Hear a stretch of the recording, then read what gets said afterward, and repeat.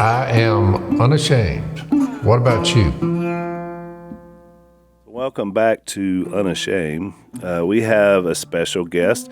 I would dare say that we have on today one of my favorite nephews, because you're a nephew now, officially, Christian, because you have married our niece for Jason and I. Are you a nephew-in-law? Well, technically, but I just say nephew. How many are in your top? You said your favorite, one of your favorites. How many are in that category? Well, there's only like a few, and Jacob. Come on, John Reed. I mean, I love him, but God bless him. That's what we say about him. Y'all should get John Reed on the podcast. That would be John Reed. I love John Reed, but he is the quirkiest individual, one of the quirkiest individuals I've ever met in my life. He's a duck hunter. He's a musician. He's a mover of things. He's got a lot going on in his head, and but I don't know. Yeah, we should get him on the podcast. It'd be a 3-hour. It would either be fantastic or terrible. It would either be. It could go either way. I think we'd use the cricket button a lot. And we get John Luke on here, and he's been on a couple of times, but you never know with John Luke. He may be talkative, or he may just be. Yeah, that's true. Cricket City. You might be cricket. You might not have to use the button. That's exactly right. Of course, Christian, I'm sure everybody knows Christian, but if you don't, he's been on before. He's married to Sadie. Amazing ministry that you guys are doing. I was thinking about actually last night, Christian, because you were coming on today.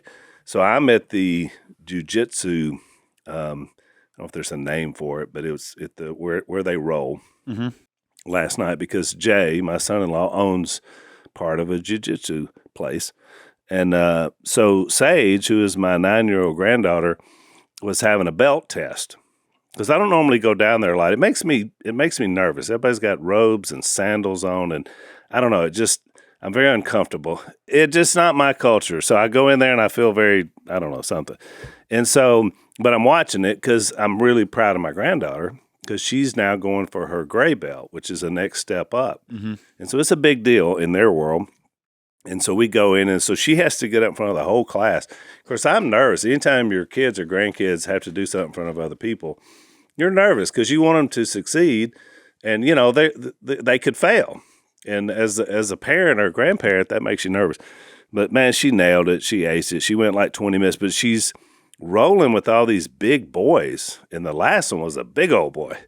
But that was the whole deal. But I'm getting more and more nervous as I'm watching, because I'm thinking, I know she's tired. I mean, you can watch her, and physically she's going down. But then I find out later from Jay, that's the whole point, is the more tired you are, the more difficult this is. This is the whole point. It's about surviving, especially in this discipline. So have you ever grappled? No, I don't grapple. I grappled when I was young, when I could win. When Jace and Willie were smaller. They call it grappling. We grappled when we were kids, but we didn't call it grappling.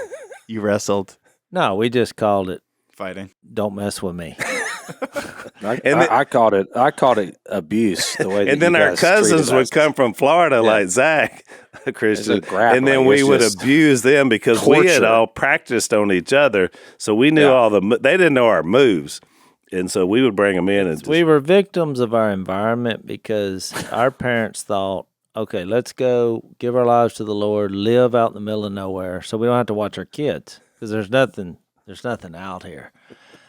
The problem with that is when they're think, well, what could they do? What could possibly happen? We're rolling around, grappling on the riverbank with each other, which was a daily occurrence. Which led, of course, to one of my favorite episodes on Dynasty, which was the wrestling episode, which was also featured Mia, because she was, I think, going to a surgery maybe or something, and she had written a letter. Anyway, it's a really funny and yet also super touching episode. You don't get a lot of those in the same one in that Dynasty world. But they set up that wrestling ring in our front yard, and we had wrestlers wrestling. That Hacksaw Jim Duggan. And then Hacksaw Jim Duggan comes out of a truck. And none of us knew he was here. We did not know, contrary. They wanted to reveal on camera. Yeah. And we went nuts, because our whole childhood was watching that man and others beat each other with 2x4s and chairs. And so that was our childhood and life. And so that was That was our version of it. We were into wrestling. We actually went to the Civic Center, paid money to watch. Oh yeah, wrestling. big time. And then at some point in there, I thought, this is not real. I don't think they're actually. I think this is a performance, and I lost interest. Yeah, it's not quite as much as it used to be. But I tell you what, Dad, we saw that old reporter one time asked one of the wrestlers. Remember, you and I were watching on the news, and he asked him if it was fake, and he come right up beside one side, and then the other, and ruptured both eardrums. And he said, "Was that fake?" So I learned a long time ago, don't say anything about that in front of a wrestler. him pretty hard. Was he sued for that? I'm sure he was. I mean, John Stossel was the reporter. It was for ABC. I mean, he literally lost hearing in both ears because he asked the guy. So I was like, don't ask them if is it real. Oh, I just watched the movie Iron Claw about the I forgot the name of the guys now, but it was kind of that whole pre-Mid-South wrestling days. That was a different breed. Chris, did you ever grapple with the boys at the Have you ever at the gym? Well, I called the grappling because I know that if I said wrestling, Jay would have gotten offended. But I went one time, probably 3 years ago, and you haven't been back. I did enjoy it, but I just haven't made the trip back. You got a lot of back stuff out there going yet. on. Yeah, I got you. But the idea is what? How'd you stack up with those guys? I mean, you're already a beast, but did the moves outdo the muscles? Well, Jay wasn't really into it yet, so it was with David. But yeah, it was one of those things where like David wasn't wanting me to like exercise all my strength kind of, so he was wanting to kind of show me techniques and stuff. Yeah. But I always just feel like if push comes to shove, I just feel like to some extent strength kind of plays a factor, but they still disagree with it. But I don't really know. But I haven't been back because it was like I twisted. You know, I was like I'm gonna jam my fingers and twist. I was like it's just not really worth it especially for other workout stuff I want to do. I was like I don't want to come in here and like break my toes or fingers or. And I will say, as being one who I'm in observation mode, I do not participate, but I'm in observation mode. Now, not so much with the younger ones, with Sage and all them, but Jay especially, he is hurt all the time because of what he does. And he loves it. And Joey, too. Joey blew out a knee and had to have surgery, my grandson-in-law to be. So it's they get hurt. Because, you know, you're rolling around. I mean, when you watch them, you're like, whew. I mean, there's a lot of flipping going on and people, you know, Burley's into it as well. So now our old friend Chad Robichaux, who's been on the podcast, he's like a black belt in this, and so is his son. And you get guys like that, and with everything else they possess, you know, their wide array of knowledge, they're very dangerous people. And so, which is not a bad thing. So I want to tell folks, Christian, so I want you to talk about it because you got a new devotional. And just if you haven't checked out his podcast, we have a lot of, especially young men that listen to our podcast. And I know you guys are into working out, keeping your body where it should be, and that's very important. And that's a lot kind of, you combine, the 4:8 podcast is the combination, which is, what's in Timothy? What is it? Yeah, 1 Timothy 4:8.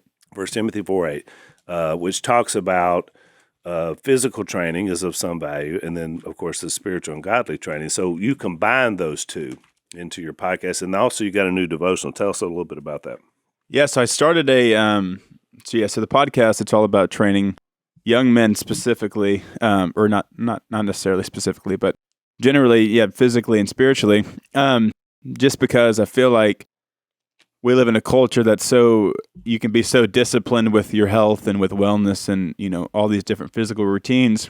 And I think that sometimes, you know, biblical disciplines can kind of, you can kind of be less disciplined from a spiritual standpoint. You know, I always tell people if you just work out one day a week, you're probably not going to be in great shape. And It's the same spiritually. If you only attend church on Sunday and you don't cultivate that the other 6 days of the week, then you're probably not going to be, you know, as strong in your faith as you would like to be. So even just all the parallels with that. So I started a 30-day challenge. You can check it out on my website. It's 48.men. But it's a 30-day challenge of spiritual training and physical training. So what it looks like is each day there's a verse of the day, and then I wrote like a devo that pairs with the verse, and then there's a workout at the end attached to it. And the workout of the day pairs numerically with what the verse of the day is. So for example, the first day is John 21:15. where Jesus is telling Peter to go feed his sheep. So I wrote a Devo about, are you actually doing, the will of God and what he's called you to do? And then the workout is a 21-minute exercise with 15 reps attached to it. So the goal is to while you're working out, instead of thinking about, what you look like or all these other things, you're kind of pondering the kind of that thought of the day. So each day really ends with like a challenge. So the hope is that while you're working out, you're thinking about your faith. It's not just, what you look like or all these other things that, that the world wants to kind of push, but it's, you're thinking about these spiritual things while you're training yourself physically. Cause, I think it's something in our culture that you kind of can separate the two, but I've tried to just, while you're working out, you can listen to this podcast, or you can listen to a sermon, or you can listen to worship music. There's so many other things that you can do to help you spiritually while you're exercising, whether that's lifting weights or running or whatever that could look like. So yeah, so it's just kind of combining the two. So it's a 30-day challenge of it's devotionals and workouts attached to it. And I always tell people, even if you don't like working out, you can still go check it out, because I really believe in the devotionals and kind of just the content that they have. So. It's really Does interesting. anybody like to work out? There are actually people who Christian likes to I love to work out. Well, because you found the proper motivation. That's my point. What came first, the chicken or the egg? Do you want to do this, or do you figure out a way to actually like doing it? Which is No, but this because I've been working out. Breaking news. Wait a minute. I don't hit the button. Wait a minute. Let me hit the button. Well, hit it twice because somebody made a button. Breaking news. I started a little workout regime. Kind of just. Also, Jace, just because you started, we're going to give you a little applause. You say, well, why? Because I just realized that when I got over 50, if there's some things that I would like to be successful at, and these are small things like playing golf or just cutting brush or Getting out of bed. walking 2 miles to go scout a duck hole. What I noticed is that when I got over 50, if I didn't do something in preparation for that, let's say walking the 2 miles to scout the duck hole, I mean, I would wind up getting to the place where I was going to scout, having to throw up because I wasn't in good shape, you see. So I was like, at some point in your life, if you want to maintain those things, then you have to do some kind of workout program, or you just can't. I mean, especially like playing golf. I mean, it's a flexibility game. So when you try to turn back, well, before you're 50, everything turns back. But once you get 50, there's up, popping starts to happen. So basically, my regime is keeping everything moving and flexible. Yeah. More than I'm trying to work out for any other reason besides just to be healthy. Or a hypothetical could be if you're, metal detecting and you find a piece of something that's really cool, but you're not strong enough to lift it. You'd be kind of embarrassed. Exactly. Even in metal Or even the detecting, process look, of metal detecting. Well, the waving the wand that you see, you think, well, how easy is that? A metal detector doesn't weigh much. But I noticed that after about 7 hours of it, your arm quits working. Uh-huh. You literally cannot move it backwards and forwards unless you build that arm up where you can at least. So I'm at a point now where I can wave the wand from daylight to dark, and then it no longer works. And I don't care because now it's dark. Yeah. But I had to do that. So it's very hard to do, but I had to create motivation to do that. And I think your idea is fantastic, because why not? Why not do it for the Lord? I mean, You have me at 21 minutes. I like the 21 minutes. This Jill wants to work out for about an hour, and I think that's excessive. Yeah, because she's very tiny. Let's take a break. So we're still in this battle for life, I would call it. It's it constantly goes on. Things change. Roe v. Wade changes back to the states, but now you're dealing with abortion pills. There's always something that goes on. And Jace, let's face it, we've been working this idea of pro-life from every angle, both on the abortion side of things, but also on the adoption, fostering side as well. And you guys have been involved in that. well, when you look at just life itself and you see the things that happen, what you always call emergency people, and they're checking your vitals. And what preborn is zeroed in on is that heart beating is a vital sign to life. Yeah, That's And- somebody in there. that's right. Exactly. Yeah. And that's what they've done. They've helped rescue hundreds of thousands of babies, and they've done it through ultrasound. When a woman is considering abortion, they go to a preborn center. She's going to get to hear that heartbeat, and that's going to be what they call a divine encounter, which I love.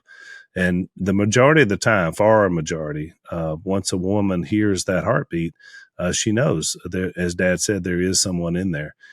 So they have a passion to save unborn babies, and so do we. Over the last 15 years, preborn centers have counseled over 450,000 women considering abortion, and over 200,000 babies have been saved. So they're doing an amazing job. We want to join forces with them. We'd love for you guys to help them out. Here's what you do to donate. You dial pound 250 on your phone, and you say the keyword baby. That's pound 250, keyword baby. You can donate that way, or you can go to preborn.com/unashamed. That's preborn.com/unashamed. And let's save some more babies.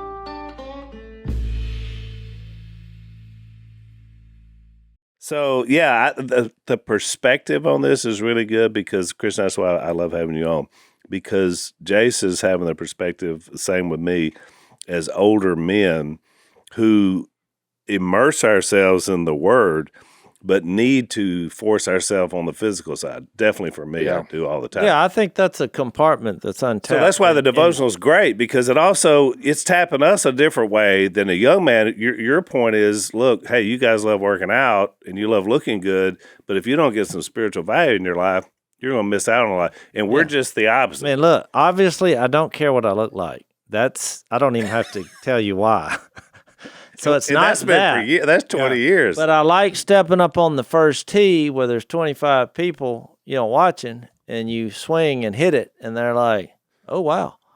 Yeah. And that I'm saying that homeless guy plays golf. this is out of necessity. You need to tap into this market because I will never like to work out. I make fun of people who work out just for the heck of it. Don't make fun of Christian. He's our guest. Well, I'm explaining this. But if you can have a reason, if you can have a motivation that's noteworthy, now I'm in on that because I realize people like my age, we need this. So I need the motivation. Yeah. Because I struggle. Yeah. What am I going to do during this time? So a lot of times I'll listen to sermons or Christian music, and I'm thinking about spiritual things because I'm like, this is something I don't want to do. And once I got past that fact, it's okay. I don't want to do it. So I create a good motivation to go in there and do it. And because you can say, well, you're going to feel better after it. Yeah, that's true. But for the next time, guess what? I don't want to do it. I don't want to do this. This seems like a waste of time to me. Yeah. But I got to a stage in my life where I realized I need to do this. It's a good thing to do. Well, I mean, I feel like it's multifaceted. If you look at the Old Testament, David's talking about you train my hands for war. And then throughout the New Testament, there's all these verses about endurance and suffering, and you can take that, from a standpoint of spiritually suffering, or you can look at the physicality of it. And especially people my age and younger feel like working out and gym culture is such a prevalent thing, and by and large it's just very toxic because especially with social media, it's all about you're idolizing what you look like, and with that, you see somebody else who looks better than you, then you're never gonna be content with what you look like, so you're gonna be striving after somebody else, and you're gonna be, comparison is the thief of joy. But my hope with it is that somebody, my age or whatever, would walk into a gym, and while they're stretching, they're reading this devotional, and they're actually like one of the days I talk about. So each day it's like titled something. So one day it's called Silver Coins, and I kind of go through the verse where Judas betrays Jesus for 30 pieces of silver, and you might not necessarily be able to relate to that because it's 2,000 years ago, and it's we don't deal with things like that now.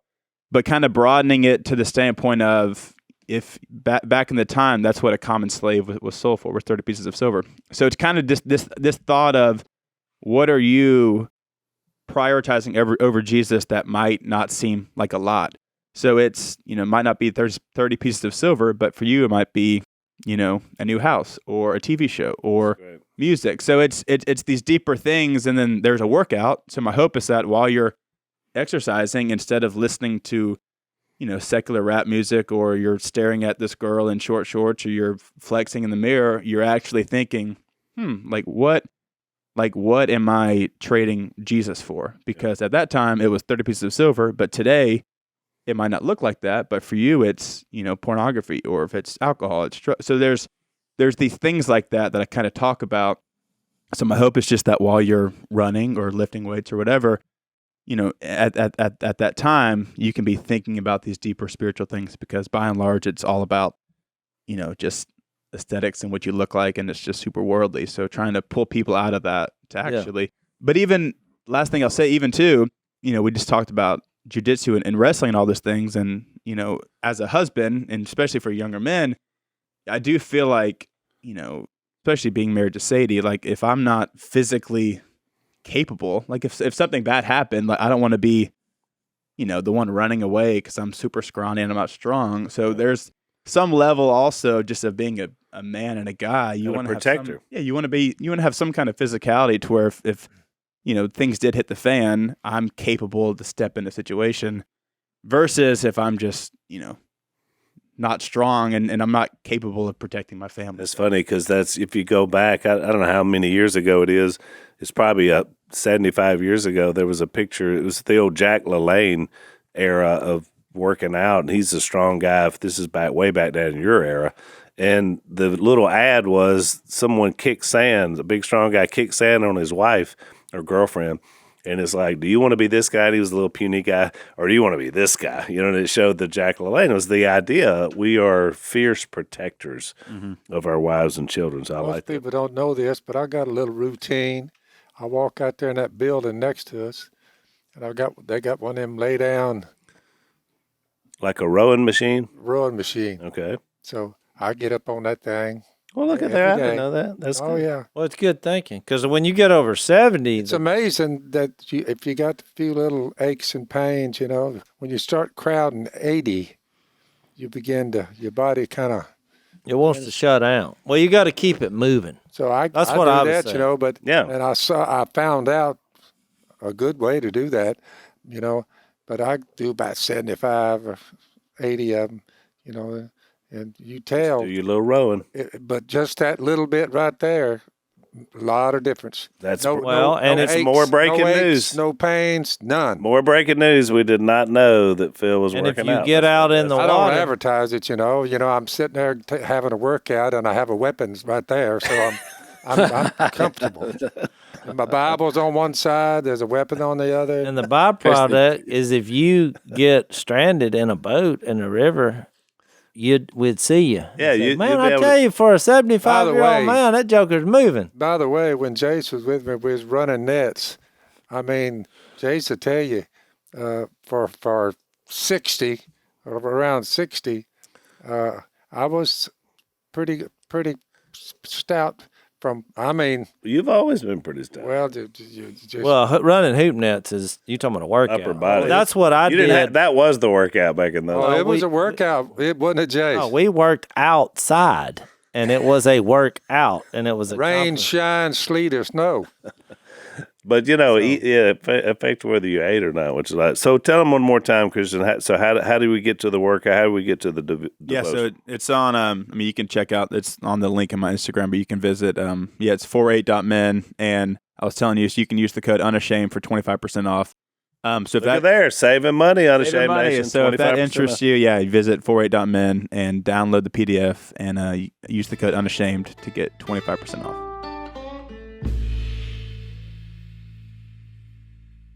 So, Christian, we've been hanging out in the book of Acts, and we didn't really plan on hanging out in the book of Acts, but we got so engrossed in the book of Luke, since Luke was the author of Luke and Acts, we just had to follow the narrative. We followed the story, Jesus' story in Luke into Acts, just because, we'd spent so much time talking about these apostles. And so we're currently in Acts chapter 9, and this is, I would say, I guess we've been talking for a couple of podcasts. Arguably, this is a watershed moment for Christianity as a whole in the road to Damascus conversion of Saul, because everything has been going pretty well for the church, and then all of a sudden we get this great persecution, which is a bad thing for those enduring it, talking about suffering, but at the same time it's also pushing the gospel out, because usually growth comes from pain, comes from difficulty. Well, So and that's it's what we're saying. actually been all about the Jews primarily up until this point. Right. And so Saul was God's chosen instrument, and we read in Galatians 1 last podcast kind of how this all came about, because It's a tough sale, what those guys had in front of them. The Apostle Paul and all of them. It was a culturally, bone to be chewed. I hope we did a good job culturally, socially, religiously. What other lees can you think of making philosophically? Good one, Zach. Exegetically, epistemologically. No, boy. Here we go. No. Zach's just Googling words at this point. Yeah, no, he went too far. Well, what's interesting is because we made a point last time that when you just kind of step away and realize Saul was a believer in the same God we are, and when he thought he was doing a righteous thing, it was in his mind sacred violence. He was protecting the ways of Judaism from imposters and people claiming erroneous things, which the movement of Jesus was not appealing to him. In fact, it infuriated him, and he Gotta was remember, going house to house, killing them. We had a discussion before we got started because we're like, well, none of us can, off the top of our head, remember where Saul became Paul, which I think, Zach, did you look it up? Be honest. I did look In it up. I didn't Acts just come up with that. 13, because in other places in the Bible with other names, there seems to be this aha moment. Like, remember when Jesus changed Peter's to Peter from from Simon to Peter. That was like an aha moment, because he had made this statement about Jesus is the Son of God, and he was going to build his church on that. And so, but in this, it just says in Acts 13:9. 13:9, then Saul, who was also called Paul, filled with the Holy Spirit, look straight, and then get into the story goes in. But it made me think that I think everything we've read, that people were terrified of Saul because he was killing Christians. So now, and we read that in Galatians, he the very group that he persecuted, he was now the leader, one of the leaders of. It's been brought up several times. I mean, that what you just said has been brought up several times in the book of Acts, that there was an inherent fear amongst the people that he was going into to minister with. So maybe that's why they changed his name. Well, also remember, because we've talked about this in the timeline, we read Galatians, he was Saul. When Luke tells the story of Saul, that's at the very beginning. But remember now, 14 years go by before we pick up where we go in 13, because we got all these stories about Peter we're going to get to in the interim. So what happens is, over the course of that 14 years, he literally undergoes such a change that now he's even going by a different name. So in the Bible, it just says, you snap your fingers. Saul was also called Paul, but in real time, it was 14 Jews and years. Gentiles come together as one. Yeah, was a tough sale. That's right. It was a very tough sale. It was that was a big part of the new wine that they were bringing, and they couldn't put it in the old wineskins. But I think it's worthy of note and you brought this up several times, and I'm glad you did, that the nature of the time period here, because so often what we want to believe, because we want this in our own lives, we want to believe that Saul is hostile to the church. He's on the road to Damascus, has an encounter with Jesus, and then everything has changed forever for him in 5 minutes. That's not. I don't think that's what happened here. I don't think I don't think he became Paul as known in the church as Paul overnight. I mean, years.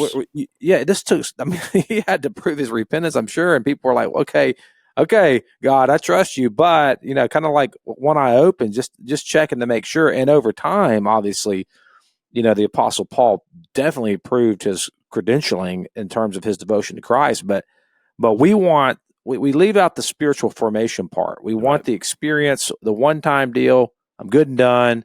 But what we don't often want, and it kind of goes to what Christian is doing in his ministry, it's the day in and the day out of exercising in the faith so that we are formed into a particular type of person that over the span of a 14-year period would look back and you're like, whoa, I forgot who you used to be.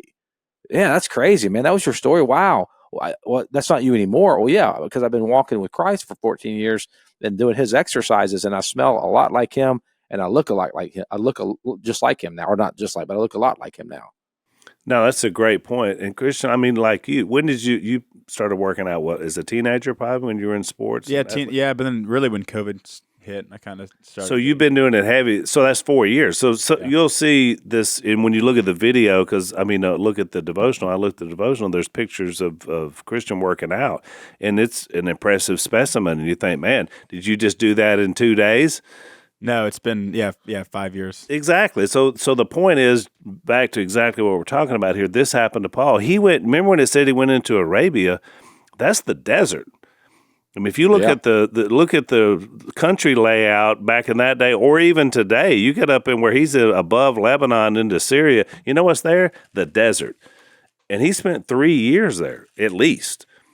And what was he doing there? He wasn't communicating with a lot of people. I can tell you that, because there were a lot of people living in the desert. So he had a lot of time to reflect and have this. And I don't even know what was happening with him and Jesus. Jesus may appear to him more. We don't read about it, but they may have been having a personal Bible study for 3 years. I don't know, but he came out of it differently.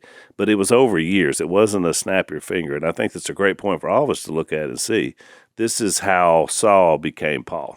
Well, it is interesting. I wonder why, because he always addresses his old self throughout his letters, but I wonder why he never, I mean, he might, I don't know, but he never addresses his name change. I don't know. That was, we were all like crickets. I thought we should have talked about this before.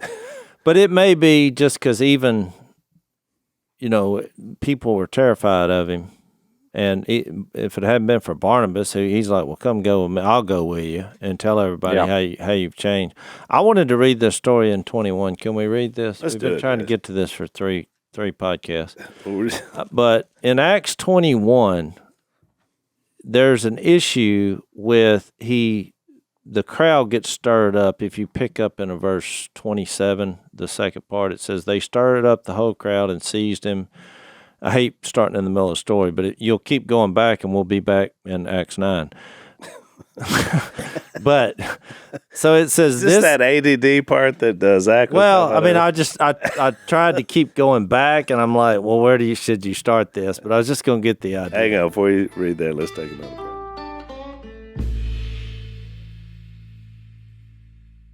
So it says in the second part, this is the man who teaches all men everywhere against our people and our law and this place. So the Jews, they're stirred up about what he's teaching, even though he used to be the champion of them. He was their leader. And besides, and look what this accusation is. He has brought Greeks into the temple area and defiled this holy place, which when you just think about it in our culture is terrible. Just because they're not from your nation, you're not allowed to go in the temple. Right.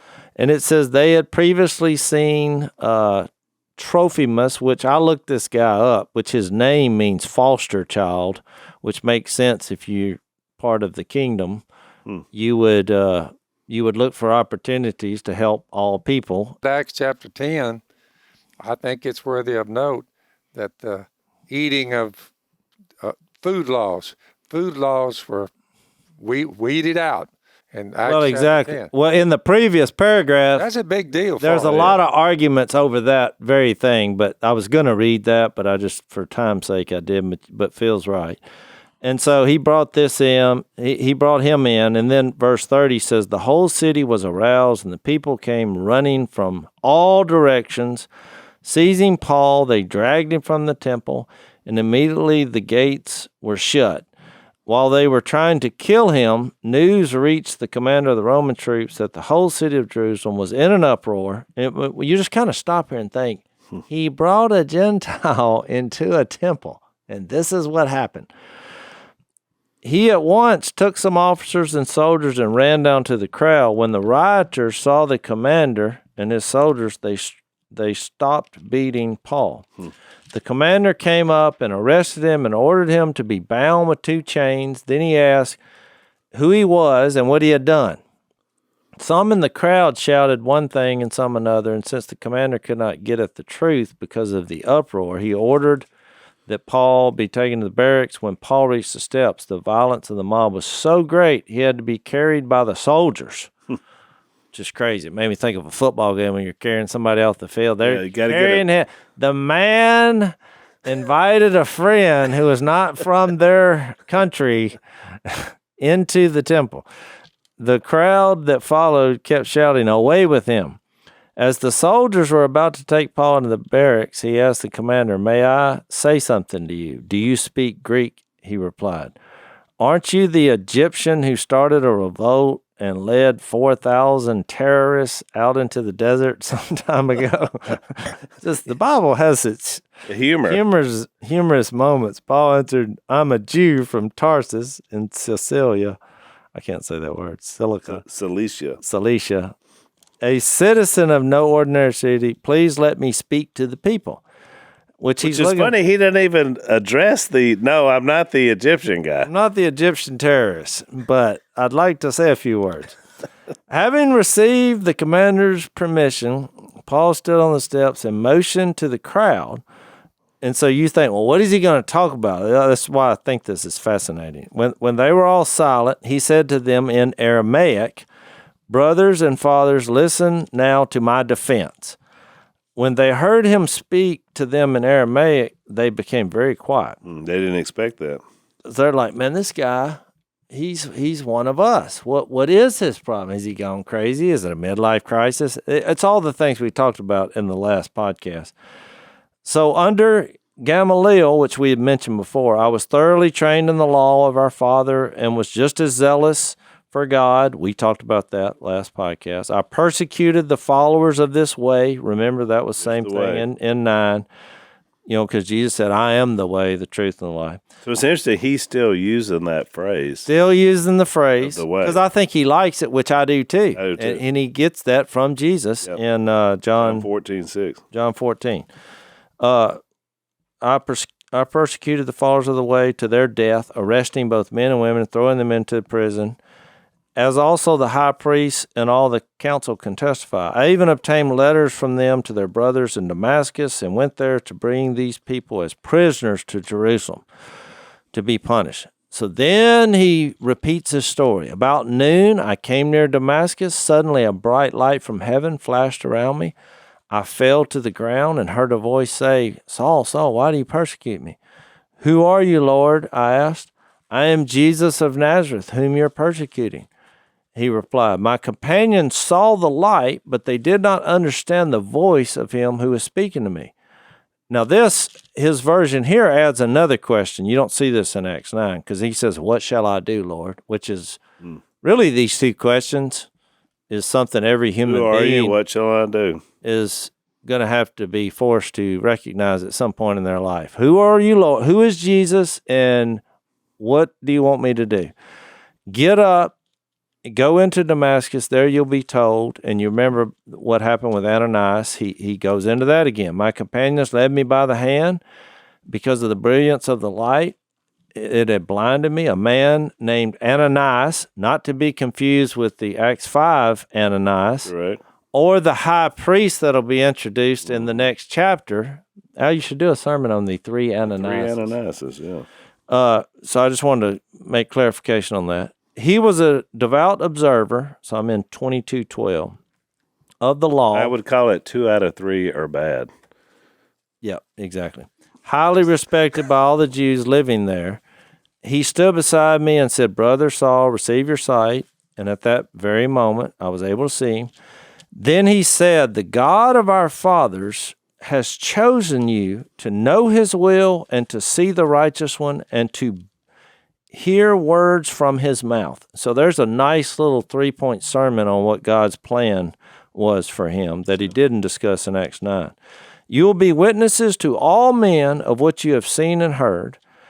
And Which now, is what he's doing right now. yeah, he's the eyewitness, like the other apostles. Exactly. That we did a whole study on that a few podcasts ago about. They went around making a big deal about we were eyewitnesses of the resurrected Lord. This is not our witness in quotation as we use it in the church today, which I don't know where we got that from. Their point was, no, we were actually witnesses of the resurrected Lord. We saw Jesus come back from the dead and leave bodily, which is incredible. So, verse 16, Phil, you've been waiting for months to get here, and we're here. And now, what are you waiting for? Get up, be baptized, and wash your sins away, calling on his name.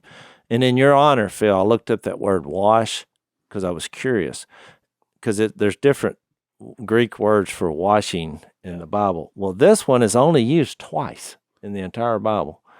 It's used here, and it's used in 1 Corinthians 6, where he said, and that is what some of you were. Remember when he listed all the sinful things you can get into? That's famous verse, yeah. Yep, and it said, and that is what some of you were, but you were washed, you were sanctified, you were made holy. That's in 1 Corinthians 6, just if you want to know. The cleanse factor. Let's take our last break.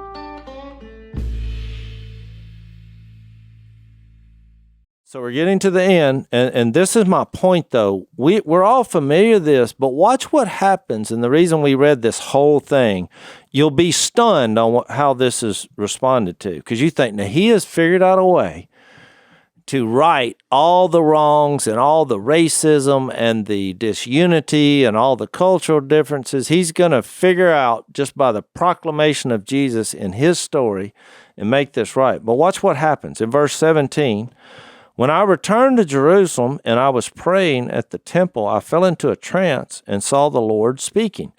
Quick, he said, leave Jerusalem immediately because they will not accept your testimony about me. Lord, I replied, these men know that I went from one synagogue to another to imprison and beat those who believe in you. So he gets back to the same point. And when the blood of your martyr Stephen was shed, I stood there giving my approval and guarding the clothes of those who were killing him, which is why we made a big deal, because we knew this was in here, about Paul thinking about what happened to Stephen and probably thinking about the Old Testament passages of Jesus being exalted at the right hand of God, thinking, is this possible? And then about that time, Jesus himself says, hey, why are you persecuting me? I think it makes sense because that bothered him, even though he was approving of it. He had to be thinking, what is up with this guy? Right. He's willing to give his life and he's looking up to heaven like he's doing right. You know, that had to have an impact. It's almost like he had the same train of thought that his mentor, Gamaliel, did when he said, Don't do anything to these people. Let's make sure. I mean, maybe God, there was a maybe. There was I could be wrong. Exactly. So then in verse 21, he relays this new revelation. Then the Lord said to me, go, I will send you far away to the Gentiles. Now, isn't this wonderful that God has used Jesus through Israel's history to not only save them, but to save the whole world. Now, everybody can do this. So you see what he's doing. He's saying, this is why I had this guy in the temple. That's right. I got this from the Lord. I was an eyewitness. Well, watch their response. Verse 22. This is familiar response. The crowd listened to Paul until he said this. Then they raised their voices and shouted, rid the earth of him. He's not fit to live. Ooh. You would think, what about all this Jesus stuff? You're having a conversation with a being that's the right hand of God. They're like, if that means that we have to accept the Gentiles, you're gone. Rid the earth. That's what happened. Which just shows you how compartmentalized we are as people. Yep. It really does, and how devout, and we'll justify it in the name of God. But even in our world, you see that problem. So verse 23, as they were shouting and throwing off their cloaks and flinging dust into the air, I thought this would be a good chosen scene they could use. the They commander. were just having a big old hissy fit. It was a hissy fit. I mean, they're throwing stuff, they're flinging dirt. Oh, Adults acting like children. Like children. They're grappling. They're grappling for wrong reasons. Verse 24, he directed that he be flogged and questioned in order to find out why the people were shouting at him like this. You got to remember, the leaders are looking around like, what is their problem? Those Roman guys are listening to Paul's speech and they're thinking, what, why? They're like, why this reaction? Can we just all get along? I mean, the man went to the temple. As they stretched him out to flog him, Paul, I just think this is interesting because last podcast we misspoke. I said there was a moment where Paul was claiming Roman citizenship. We thought it was Acts 16, but it's actually here, Acts 22. He is described as a Roman citizen in Yeah, Acts 16. but this is what I was thinking about. Paul says, is it legal for you to flog a Roman citizen who hasn't even been found guilty? Well, when the centurion heard this, he went to the commander and reported, what are you going to do? He asked. This man is a Roman citizen. So then it's like, wait a minute. I thought he was a Jew from Tarsus. What is this Roman citizen? Which I said this is a little confusing. But verse 27 says, the commander went to Paul and asked, tell me, are you a Roman citizen? Yes, I am, he answered. Then the commander said, I had to pay a big price for my citizenship, but I was born a citizen, Paul replied. Those who were about to question him withdrew immediately.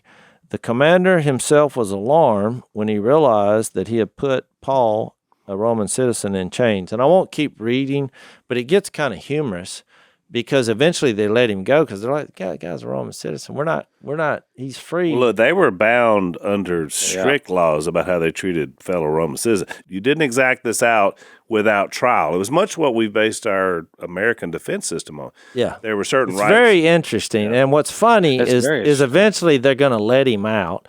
And then he's like, no, I'll leave, but I want an apology first. Seriously. And they give him one. So it just shows you his boldness had no end. And you see that he's speaking Aramaic. He was a Pharisee of Pharisees. He's also a Roman citizen, which you realize why God chose him to be an instrument to bring all people together. And poor Paul had to navigate all these cultural differences and these things that they were so passionate about that they would kill you. Yeah. And It is interesting that this idea of Jew and Gentile coming together into one people group is, I mean, it's all throughout Ephesians, by the way, which Paul wrote. You see it here. I just wonder that, good brothers and sisters that we love, but disagree with probably on biblically. I wonder what they say to that when you think about when we want to draw a distinction between the people groups. Like how you see this, and that Paul seems to be going to extraordinary lengths to say that there's not a distinction, that we're one under Christ. You know what I mean? It that just God seems, doesn't show favor. Just think how many times he said that in all his letters where God doesn't show favoritism. And I think it's something we all got to realize that in Christ, he is the ultimate wall destroyer of our social and cultural differences. Yep. If you're ever going to get the world together, it's only going to be done in Jesus. There's no other hope for us, because we love, even in our cultural world today, everybody's pushing toward everybody being segmented, and you're this group, one this one group. Lord, one faith, one. Exactly. The Ephesians 4 was a great lead-in to what this. But navigating that practically, look what happened to him. By human construct, what you're seeing in our culture is an attempt to now segregate people and put them back apart. I mean, we're seeing that across the political spectrum in all ways. And this is just the opposite. It's still Yeah. a clash. But the reason we've made such a big deal about it and spent 3 podcasts is if this didn't happen, none of us would even be here. This was our beginning roots of being accepted by God. And look, when we get to heaven, we can get all the details about why he chose a specific nation of Israel to bring all this about so that this could be created a movement and bring all people together. But the bottom line is it worked. Because it's 2,000 years later, And this church is still flourishing when you think about it's been 2,000 years since this happened, and there are still people on this earth, and I'm one of them, who would rather give their life rather than deny that Jesus is Lord. I mean, I'm just as passionate about that as they were. Yeah. I'm never going to give up my faith in Jesus no matter what opposition arises. Yep. But it also sees why he said, love, when Jesus said, I came to fulfill the law, love God with all your heart, soul, mind, and strength, and love your neighbor as yourself. And you think, well, who is my neighbor? Everyone. So this, just to give you a tease, because we're out of time. So we read this in Acts 22. This is the second now telling of this story. We're going to read the third one next time in Acts 26, which is actually going to be a Roman audience, a Gentile audience, which is really interesting. And that'll set us up for when Peter goes into the Gentiles. So a lot of good stuff coming. Christian, it's always a blessing having you on the podcast, brother. Thanks for inviting me. This Yeah, is great. we'll bring you back for future discussions. You bring a good perspective, which is good for all of us. So we'll see you next time on Unashamed. Thanks for listening to the Unashamed podcast. Help us out by rating us on iTunes. And don't miss an episode by subscribing on YouTube, and be sure to click that little bell to get notified about new episodes. And for even more content that you won't get anywhere else, subscribe to Blaze TV at blazetv.com/unashamed.